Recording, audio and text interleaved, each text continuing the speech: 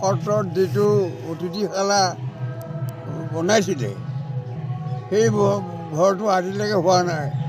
Complete হ'ল, কিন্তু hand over হোৱা নাই। এই কাৰণটো আমি একো ধৰিব পৰা নাই। আৰু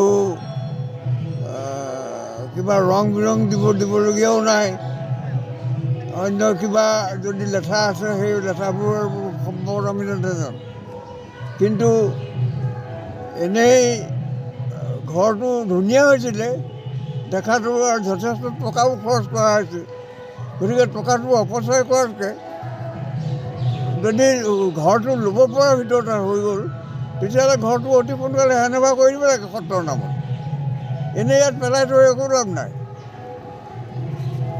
গতিকে আমি মুখ্যমন্ত্ৰীপতি আৰু উপায়ুক্ত মহোদয়ক অনুৰোধ কৰিছোঁ যে ঘৰটো সোনকালে চাই চিতি কিবা ব্যৱস্থা এটা সোনকালে কৰি দিলে আমি খুব ভাল পাওঁ। ইতিমধ্যে আমাৰ সত্ৰাধিকাৰ প্ৰভুৱে আমাৰ এই পৰ্যটন গৃহটি সম্পৰ্কত আপোনালোকৰ মাধ্যমেৰে অৱগত কৰিছে। আমিও জনাইছোঁ, বিগত 7টা বছৰৰ ভিতৰত অতিথিশালাত ইতিমধ্যে 95% কাম সম্পূৰ্ণ হৈ গ'ল, ব্যৱহাৰৰ উপযোগী হৈ আছে। ইতিমধ্যে তাত শীত-তাপ নিয়ন্ত্ৰিতকে ধৰি বহুখিনি কোঠাও নিৰ্মাণ হৈ গ'ল আৰু যাৱতীয় আচবাবো তাতে হয়তো আছে।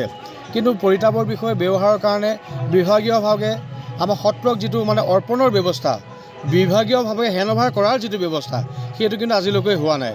গতিকে আমি বিভাগীয় কৰ্তৃপক্ষক ইয়াৰ জৰিয়তে অনুৰোধ জনাইছোঁ যাতে সেই গৃহটি আমাৰ সত্ৰৰ হাতলৈ অৰ্পণ কৰি সত্ৰৰ ব্যৱহাৰ্য বিষয়ত যাতে আমি ব্যৱহাৰ কৰিব পাৰোঁ, তাৰ বাবে ব্যৱস্থা গ্ৰহণ কৰিবলৈ আমি আপোনালোকৰ জৰিয়তে অনুৰোধ জনাইছোঁ। ধন্যবাদ। গম পাইছে যে আমাৰ গৃহটি আমাৰ হাতলৈ সত্ৰবাসীৰ বা সত্ৰ পৰিচালনা সমিতিলৈ হেণ্ডঅভাৰ হোৱা নাই, যাৰ ফলত আমাৰ সত্ৰ দৰ্শনাৰ্থীসকলে কেতিয়াবা ৰাতি থকাৰ যি ব্যৱস্থা, সেইটো আমি সত্ৰৰ পৰা পৰ্যাপ্ত পৰিমাণে কৰিব পৰা হোৱা নাই। কিন্তু সেই গৃহটো যদি আমাৰ হাতলৈ অৰ্পণ কৰা হয়, তেতিয়া তাত পৰ্যাপ্ত পৰিমাণৰ সুবিধা আছে আৰু দৰ্শনাৰ্থীসকলেও তাৰ পৰা যথেষ্ট সুবিধা পোৱাৰ অৱকাশ থাকে।